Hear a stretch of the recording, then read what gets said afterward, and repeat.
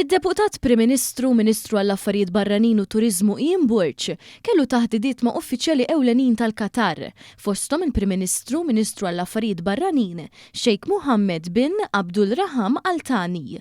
Matul żjara f'Doha Dr. Burch mexa sensiela tal-laqgħat ta' livell għoli bil-għanni saħħa relazzjonijiet bilaterali ta' pajjiżna mal-Qatar u jkompli jmexxi l qudiem id-dialogu dwar temi reġjonali u globali ewlenin. Il-laqgħa mal-Prim Ministru tal-Qatar iffukat fuq it-tkabbir tal-kooperazzjoni bejn iż-żewġ pajjiżi, b'mod speċjali fil-qasam tal-kollaborazzjoni ekonomika u turiżmu. Iż-żewġ naħat tennew l-impenn tagħhom li jżidu l-kooperazzjoni bejn iż-żewġ popli, filwaqt li joħolqu opportunitajiet li appoġġjaw it-tkabbir reċiproku.